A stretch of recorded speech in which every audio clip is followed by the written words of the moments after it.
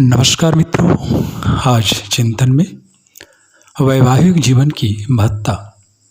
विवाह का उद्देश्य कामुकता की पूर्ति नहीं वरन धर्माचरण के मार्ग पर दो साथी सहचरों का परस्पर प्रतिज्ञाबद्ध होना है। दोनों में अनुरूपता होनी चाहिए। आयु की दृष्टि से नहीं, अन्य साथियों से भी अनमेल विवाह होना उचित नहीं। रंग रूप की दृष्टि से भी सामान्य सौंदर्य वाले लड़कों को अपने से कम रूप वाली लड़की ही ढूंढनी चाहिए। समानता में कुछ छोटी की जो गुंजाइश है, अधिक की आशा आकांक्षा न की जाए। विवाह अनुरूप वर्ग के साथ किया जाना चाहिए। दोनों की योग्यता, शिक्षा आदि समान होना चाहिए। यही सीता जी पुष्पवाटिका में गौरी मंदिर में मांगती है। पूजा किन्न अधिक अनुरागा, निज अनुरूप सुभग वर मांगा।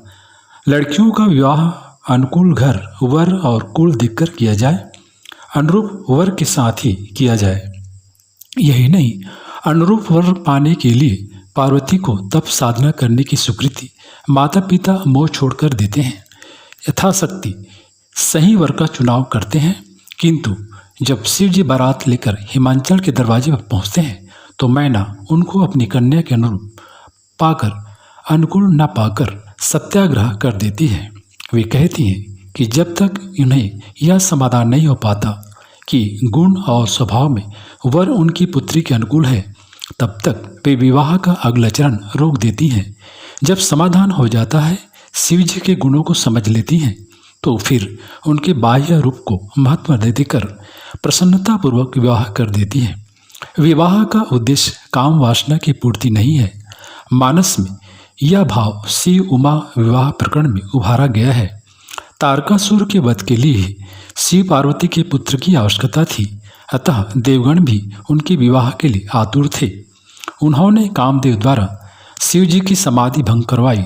उनकी कल्पना यही थी कि कामासक्त होकर ही विवाह संभव है, पर शिव जी ने कामदेव को ही भस्म कर दिया। बाद में कर्तव्य के नाते ब्रह्मा जी के कहने से विवाह करना स्वीकार कर लिया। इस प्रकार शिव जी ने स्पष्ट कर दिया कि विवाह काम बुद्धि से नहीं, कर्तव्य बुद्धि से किया जाना चाहिए।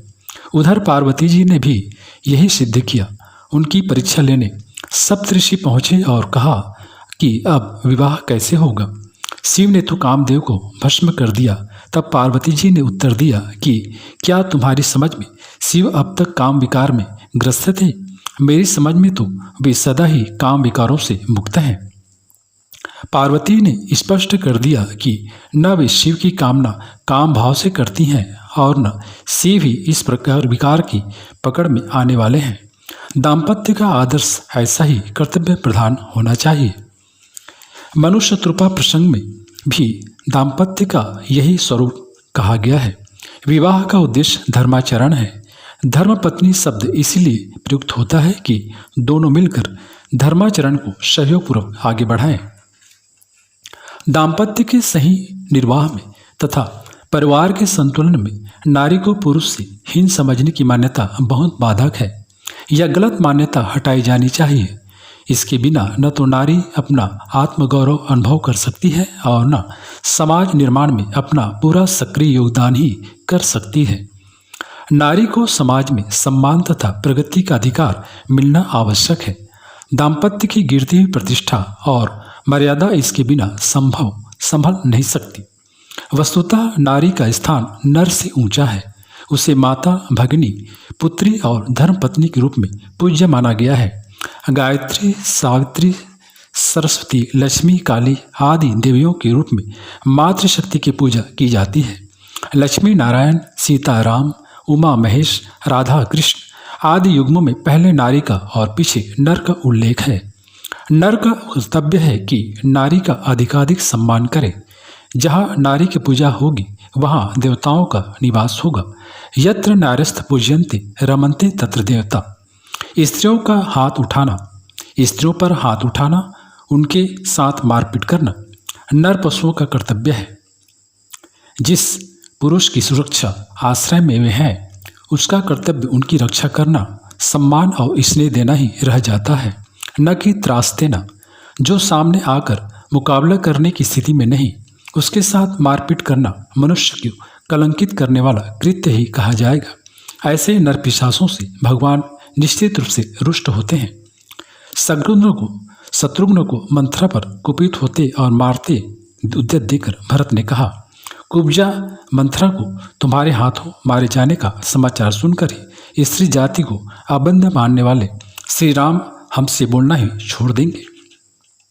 नारी पर तरह तरह के प्रतिबंध लगाना, उसे सेवा परमार्थ के मार्ग पर अयोग्य कहना मानस कार्य की दृष्टि में सर्वथा अनुचित है। ऐसी स्थिति में अवांछनीय बताते हुए तुलसीदास जी कहते हैं कि भक्ति परमार्थ मार्ग में चलने का नर और नारी दोनों को समान अधिकार है। श्रेष्ठ समाज के प्रतीक राम राज्य में स्त्री पुरुष सभी श्रेष्ठतम गति के अधिकारी माने जाते हैं।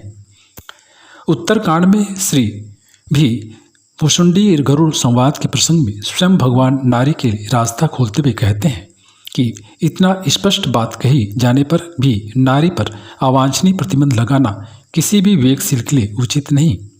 मध्यकालीन अंधकार युग में नारी का सम्मान गिराया गया, उसे नर की संपत्ति घोषित किया गया और तरह तरह के बंधन लगाकर पराधीनता के पास में जकड़ दिया गया। इस अनाचार से न केवल नारी ही गई गुर्जरी स्थिति में पहुंची, वरन नर का भी भारी पतन हुआ।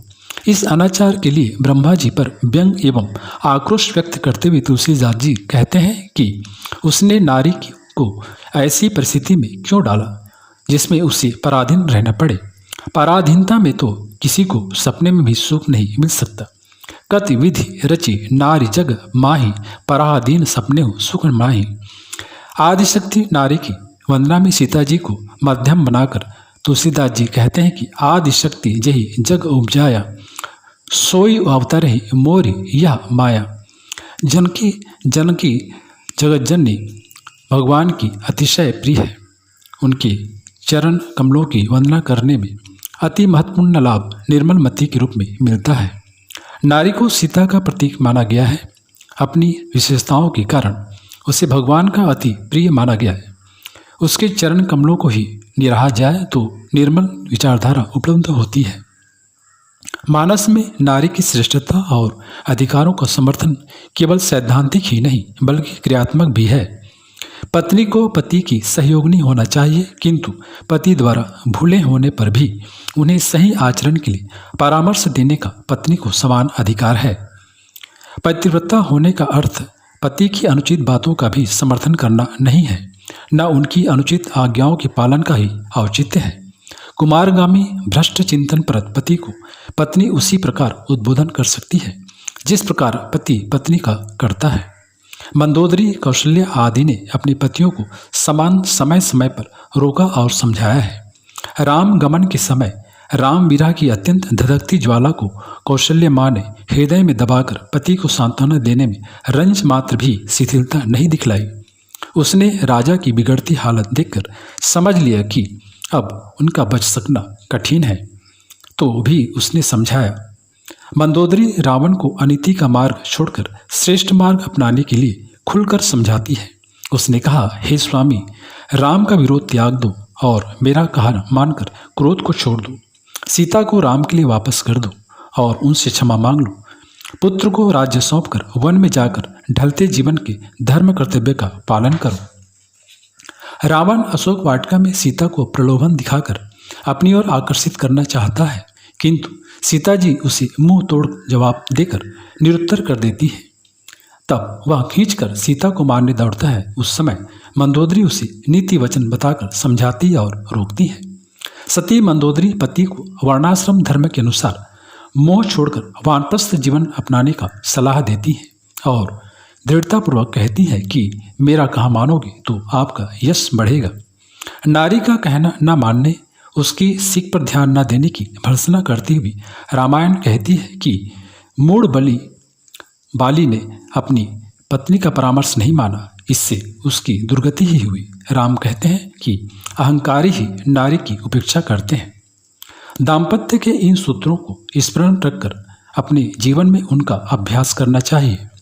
नर नारियों को एक दूसरे के प्रति पवित्र सम्मानास्पद दृष्टिकोण रखना तथा तदनुसार व्यवहार करने का प्रयास करना चाहिए।